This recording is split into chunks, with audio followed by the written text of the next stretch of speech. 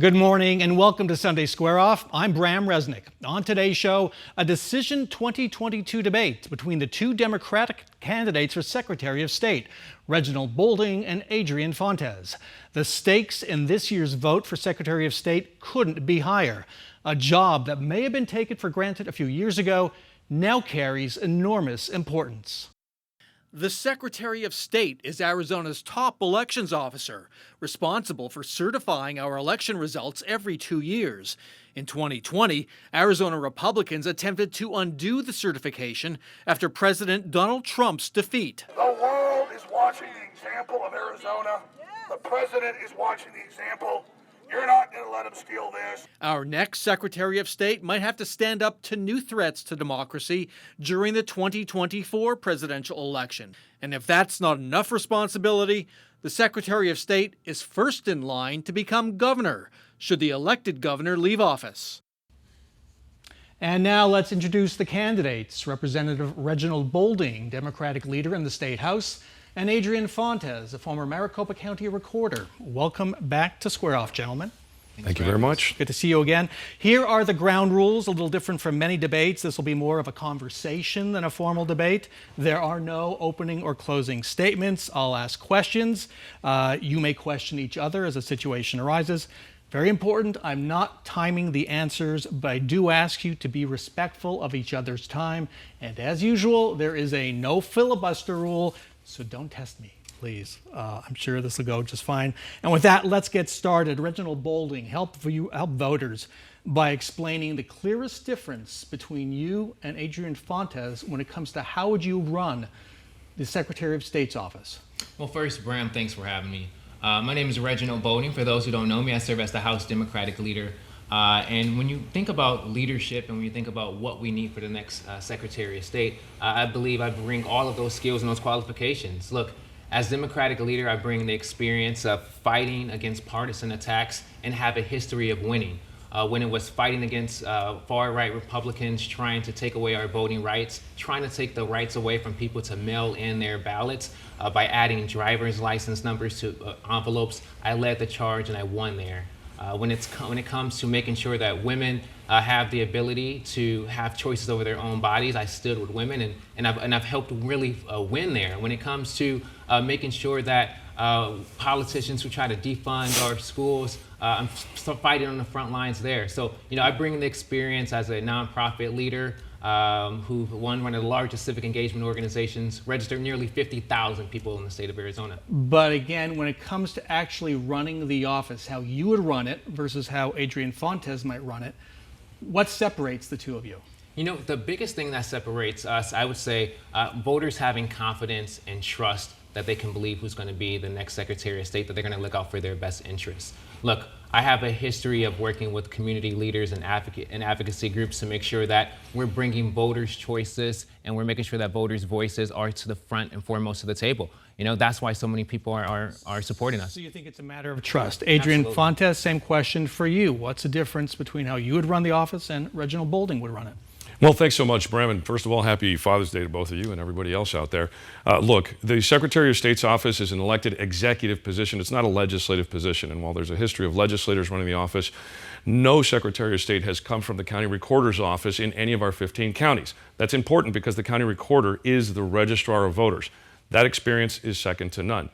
Second, when you actually administer elections, which is work that I have done that my opponent has not, you understand the ins and outs, the technical problems, the issues, and movement forward through the entire process, planning ahead, making sure things are going to work well. That's the nuts and bolts of this office when it comes to making sure that the counties who actually run elections are the ones that make things happen. Just about anybody can, horse trade and negotiate this, that, or the other. But when you have to run budgets that you've actually prepared and presented day in and day out, and the county recorder's office in Maricopa had 4 separate budgets, one on a 2-year cycle. When you've actually run elections, when you have a CIRA certification, when you're an attorney and a Marine Corps veteran like I am, that entire set of skills puts you in a position to actually be the executive officer that Arizona needs in the Secretary of State's office to be ready on day one. There's no learning curve when it comes to me becoming the next Secretary of State. There are a lot of concerns that 2020 actions like Arizona's partisan election review were a dry run for 2022 and especially 2024. Do you see it that way, and how would you prepare your office for that?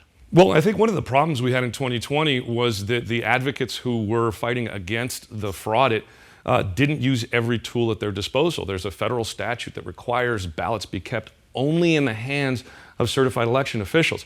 Had that statute been invoked, which is what I would have done, that whole thing would not have happened.